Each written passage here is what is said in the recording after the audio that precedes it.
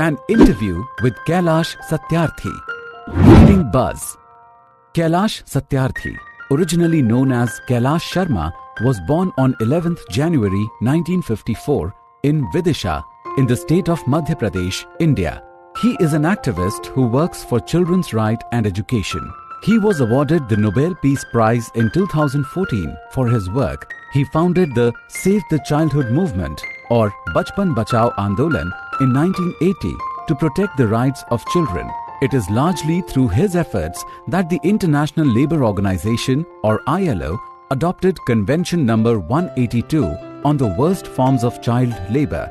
This has now become an important guideline for governments and countries around the world in laying down laws to protect the rights of children. The following is an excerpt of Kailash Satyarthi taken from an interview to the Times of India on receiving the Nobel Peace Prize on ways by which people can contribute to the fight against child labour. A few excerpts are also taken from www.governance.com. What does the Nobel Peace Prize mean for the child rights movement in India? I hope that youngsters, civil society organizations and every Indian will feel proud. It is a noble cause to work for the rights of children. It is a movement against child labour and everyone must join it. What's the next level of fight against child trafficking? I'm not being given this award for my work in India alone. I work in 144 countries. I work in Africa with equal passion, in Latin America with equal passion. I have worked in Pakistan with equal passion. So it is a global fight, but I'm proud that India is where this fight began, and it began through me. Then it spread to other countries. We are born in the land of the Mahatma, where solutions are made in peace and through non-violence. I've been working 100% through non-violent means. I strongly believe in the principles of peace in all my fights. How do you feel after being honored with this award? It is a great recognition and honor for millions of children in the world. I hope many more people will join the fight against child slavery. This isn't just about India, it is a global phenomenon. We'll work for this globally. I've been working in 144 countries and my responsibility is with all the children in the world. Who do you remember the most today? My mother and father. My mother saw me being attacked. She cried when I left engineering for this cause. She understood my fight and encouraged me. I remember all those who were with me in this struggle, including 2 of my colleagues who were killed. Whenever I free children from slavery and take them back to their mothers, the tears of happiness in their eyes are like the blessings of God.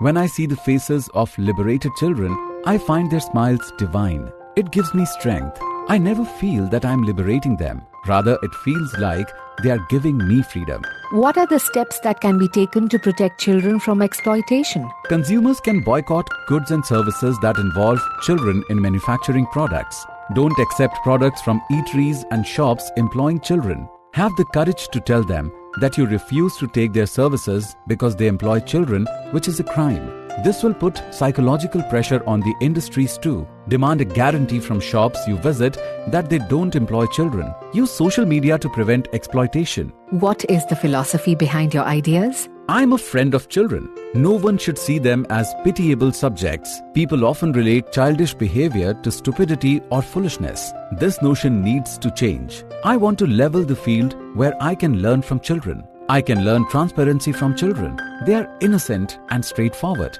How has your journey been after receiving the Nobel Peace Prize? I have been working with 2,000 organizations in over 100 countries. Most of them are at the grassroots level, besides a few national and regional ones. The Nobel Prize has brought an enormous enthusiasm, empowerment, and interest in them. They say that now the issue of child rights is being recognized and the authorities listen and act. Children are getting freed from slavery, enrolled in schools, and judgments are being delivered by courts on children's rights globally. A few months after I got the award, some policemen in Hyderabad who were on their way to arrest a criminal found hundreds of children working as bonded laborers. The children were trafficked from all over India. The police rescued all of them. It was very encouraging. Local authorities are taking up the matter of rehabilitation of the rescued children more sincerely now. The most important aspect has been the inclusion of all the demands related to children, which my colleagues and I have been campaigning for many years for the Sustainable Development Goals. How did the passion to help children emerge? When I was around 6 years old, I saw a boy of my age polishing shoes outside my school. At that time, I could not make much of the incident, but it stayed with me. I started noticing children who didn't go to school and worked at roadside dhabas. I tried helping poor children by collecting used books and creating a book bank at the age of 11. I collected thousands of books and lent them to children who could not afford to buy them. My friends and I opened a tea stall at the local fair. We used to sell tea and snacks to help poor children by paying their school fees with our earnings. In school, I was good at science and maths. My parents wanted me to become an engineer, but I wanted to do something for children. At that time, anywhere in the world, no organization or individual was fighting against child slavery. India had no specific law on child labor. There was no study, research, or report to learn from. Child rights were not something people comprehended at that time. It was a common idea that poor children have to work. My family insisted on opening an orphanage or a school to help poor children. Their suggestions revolved around the notion of poverty and poor children. Even I had no idea what exactly I was going to do. I wanted to free those children, but had no idea how to do it. What kind of support do you need from the government? The government can help in building awareness. It can expedite the implementation for quick investigation, prosecution, and conviction. If you are a politician, you can wait for 5 years until the next election.